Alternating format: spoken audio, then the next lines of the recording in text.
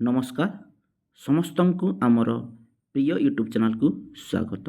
आज नारी सशक्तिकरण उपरे कम समय मध्य तुम्हें केमिति गोटे सुंदर भाषण दे पारिबो से विषय आलोचना करिबा। तो आस भिडियोटी को स्टार्ट करनेबा। सम्मानित अध्यक्ष महोदय, प्रिय मुख्य शिक्षक, मुख्य शिक्षयित्री, सम्मानित शिक्षक शिक्षयित्री, अतिथि वृंद एवं मोर प्रिय सांग माने समस्त को मोर सादर प्रणाम। आज मु नारी सशक्तिकरण भली एक गुरुत्वपूर्ण विषय उपरे किछि कहिबार सुजोग पाई निजको भाग्यवान मने करुछि। कहा जाए ଯେଉଁଠାରେ नारी को सम्मान मिले सेठारे देवतांक बास हुए।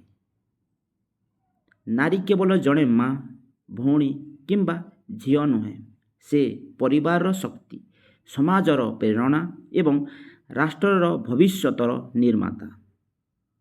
आजिर नारी शिक्षा, विज्ञान, क्रीड़ा, राजनीति, सेना, महाकाश और व्यवसाय समेत प्रत्येक क्षेत्र में निजर दक्षतार परिचय देउछंती। से प्रमाण करिछंती जे सुजोग मिलिले से कौनसी क्षेत्र में पछरे रुहंती नाही। किंतु आज मध्य अनेक स्थान रे नारी माने अशिक्षा, वैषम्य, हिंसा एवं असमानतार सम्मुखीन हेउछंती। एही परिस्थितिर परिवर्तन केवल सरकारक नुहे, आम समस्तक दायित्व। प्रकृत नारी सशक्तिकरण अर्थ हेउछि प्रत्येक झियो को शिक्षा, सम्मान, सुरक्षा, समान सुजोग एवं निज निष्पत्ति नेबार स्वाधीनता मिलिबा। आसंतु आमे समस्ते एही शपथ नेबा, आमे प्रत्येक नारी को सम्मान करिबा। पुओ और झियो मध्यरे कौनसी भेदभाव करिबा नाही। शिक्षा, समानता और सम्मानर वार्ता समाज रे पहुँचाइबा। शेषरे मु एतिकी कहिबी, नारी जदि सशक्त हेबे परिवार सशक्त हेबो। नारी जदि सशक्त हेबे परिवार सशक्त हेबो। परिवार सशक्त हेले समाज सशक्त हेबो। आउ समाज सशक्त हेले आम देश निश्चय विश्व रे अग्रणी हेबो। धन्यवाद। जय हिंद।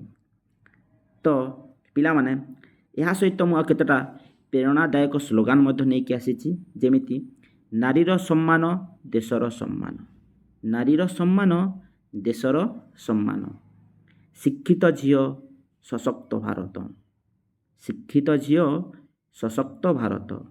आ गोटे झियो को सुजोग दियो, देश को उन्नतिर पथ दियो। झियो को सुजोग दियो, देश को उन्नतिर पथ दियो।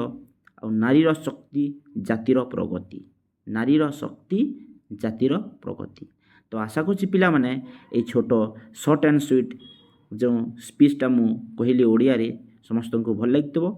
जदि प्रथम थर आइछ चैनल को सब्सक्राइब करिकरी गोटे भल कमेंट लिखिके जीवो। रहुछि।